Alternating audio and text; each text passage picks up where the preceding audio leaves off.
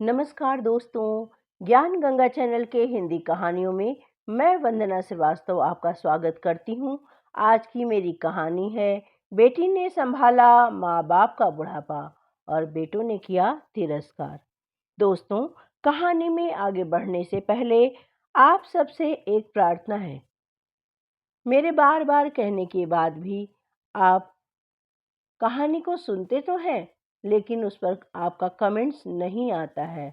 दोस्तों, आपके लाइक और कमेंट्स ना आने की वजह से मुझे काफ़ी निराशा हुई है और मैं आशा करती हूँ कि आप सभी मित्र मेरी सभी कहानियों में अपनी राय अवश्य दिया करें। मैं चाहती थी कि आप लोग अपनी राय दें कि आपको किस तरह की कहानियाँ सुनना पसंद है, परंतु आपने उस पर भी अपनी राय मुझे नहीं दी है, जिसके कारण अब मैं सप्ताह में केवल एक बार कहानी अपलोड किया करूँगी। दोस्तों, इस विषय पर आपका क्या कहना है, कृपया कमेंट्स करके ज़रूर बताइएगा।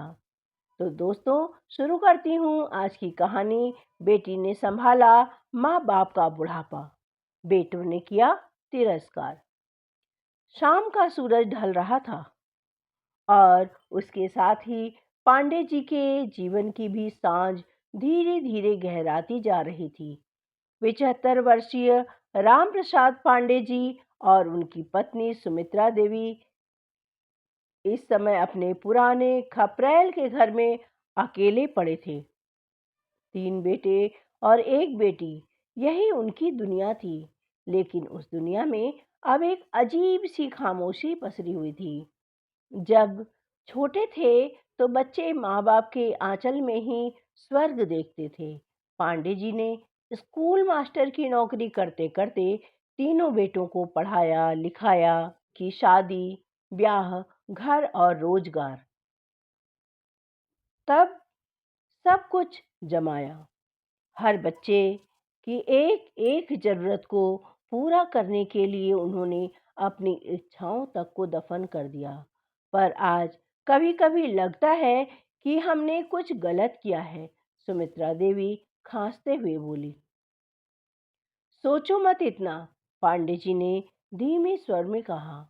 शायद वक्त ने बच्चों को बदल दिया है। तीनों बेटे अब अलग अलग शहरों में रहते थे।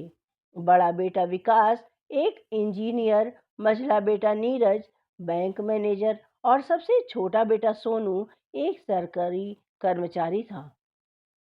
शादी के बाद सबने अपना अपना संसार अलग अलग बसा लिया।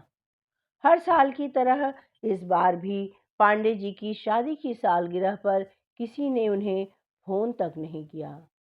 रिटायरमेंट के बाद जो भी पेंशन आती थी उसी में घर चलता था। दवा, बिजली, राशन, सब खर्चा सोच समझ कर करना होता था। बड़ा बेटा विकास जब फोन उठाता भी था तो यही कहता, पापा आप समझिए ना, आजकल कितने खर्चे हैं। मैं बच्चों की फीस भरते भरते ही थक जाता हूँ। नीरज तो सीधा मुंह बंद कर लेता, हम भी क्या कम परेशान है पापा। सोनू अपनी पत्नी के डर से माता पिता से मिलने तक नहीं आता। एक शाम सुमित्रा देवी जी की तबीयत अचानक बिगड़ गई। सांस फूलने लगी। अस्पताल तक ले जाने के लिए कोई नहीं था। किसे फोन करें? पांडे जी की आंखों से आंसू गिर रहे थे। आखिर उन्होंने थक हार कर अपनी बेटी पूजा को फोन किया। पूजा उनकी सबसे छोटी और सबसे प्यारी बेटी थी, लेकिन शादी के बाद से बहुत कम मायके आ पाती थी। फोन उठाते ही पांडे जी ने कांपते हुए स्वर में उसे कहा, बेटी, तुम्हारी माँ को सांस लेने में तकलीफ हो रही है। पिता के कांपते स्वर ने उसे झकझोर दिया और वह हड़बड़ा कर बोली, मैं आ रही हूँ बाबा। इतना कहकर उसने फोन काट दिया। पूजा का पति अमित एक सॉफ्टवेयर इंजीनियर था। उसने भी पूजा की आंखों में देखे और बिना कुछ कहे गाड़ी स्टार्ट कर दिया। 3 घंटे के भीतर ही पूजा अपने मायके पहुंच गई थी। माँ को लेकर सीधे अस्पताल भागी। इलाज हुआ, दवाइयाँ आई और धीरे धीरे माँ ठीक होने लगी। पूजा ने अब यह फैसला कर लिया था कि अब अपने माँ और बाबा को वह अकेला नहीं छोड़ेगी। उसने अपने पति से बात की और अमित ने भी खुशी खुशी उसका साथ दिया। अगले हफ्ते पूजा ने माँ बाबा को अपने घर लाने की तैयारी कर ली, परंतु माता पिता ने कहा, बेटी, लोग क्या कहेंगे? बेटियों के घर माँ बाप नहीं रहते हैं मेरे बच्चे। तब उसने जवाब दिया, माँ, लोगों की सोच में क्या रखा है? लोग क्या कहेंगे? कुछ भी नहीं कहेंगे। आखिर आपने मुझे पाला पोसा, इतना बड़ा किया और इस काबिल बनाया है। अब से मैं आपको संभालूंगी। अभी तक आपने मुझे संभाला था। कोई कुछ नहीं कहेगा माँ, आप बिल्कुल परेशान मत हो। जब बेटों को यह बात पता चली कि पूजा माँ बाबा को अपने घर ले जा रही है, तो उन्हें बड़ा ही ताज्जुब हुआ। तब उन्होंने शर्मिंदा होते हुए कहा कि अरे पूजा, हम हैं ना।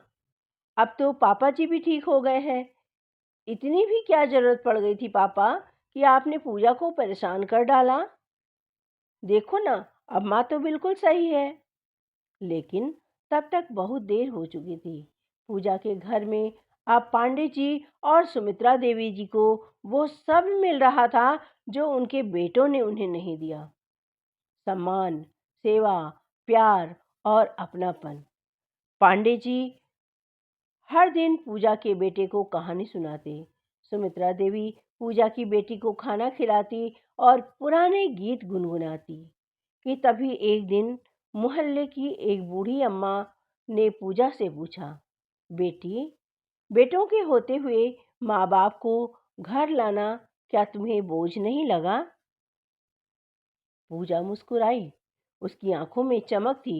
उसने बड़े प्यार से कहा, आंटी जी, बोझ वो होता है जो दिल पर भारी लगे, और माँ बाबा तो मेरे लिए आशीर्वाद है। उन्होंने मेरी उंगली पकड़कर चलना सिखाया है। अब मेरी बारी है। दोस्तों, समाज में जहाँ बेटियाँ आज भी पराई समझी जाती हैं, वहीं पूजा जैसी बेटियाँ साबित करती हैं कि असली संतान वही होती हैं जो माँ बाप की छाँव में नहीं, पर उनके आंसुओं को पोंछने में खुद को भाग्यशाली मानती हैं। बेटों ने जो ना किया वो पूजा ने कर दिखाया। माँ बाप के बुढ़ापे को प्रेम और सम्मान से उसने सींच दिया। दोस्तों, बेटे कंधा देने आए या ना आए, पर अगर बेटी साथ हो तो बुढ़ापा कभी बोझ नहीं बनता। दोस्तों, आपको मेरी यह कहानी कैसी लगी? यदि कहानी पसंद आई हो तो चैनल को लाइक और शेयर करें। चैनल पर नए हैं तो चैनल को सब्सक्राइब अवश्य कर लें। मित्रों, यदि आप यह चाहते हैं कि मेरी कहानियाँ आप सदैव ऐसे ही सुनते रहें, तो आप सबको लाइक और कमेंट्स करना चाहिए, जिससे मैं उत्साहित होकर आपके लिए और अच्छी अच्छी कहानियाँ लेकर उपस्थित हो सकूं। अपनी राय कमेंट्स करके अवश्य दीजिए। और हाँ दोस्तों, अगले हफ्ते से मेरी कहानी हफ्ते में एक बार आया करेगी। धन्यवाद। Bye bye. मिलती हूँ फिर एक नई कहानी के साथ। तब तक के लिए मुझे आज्ञा दीजिए। अपनी राय कमेंट्स करके ज़रूर दीजिएगा कि सप्ताह में आपको एक कहानी लेनी है या जैसे अभी दे रही हूँ वैसे सुनना चाहते हैं। कृपया कमेंट्स करके ज़रूर बताइएगा, भूलिएगा नहीं। बाय बाय मेरे प्यारे दोस्तों।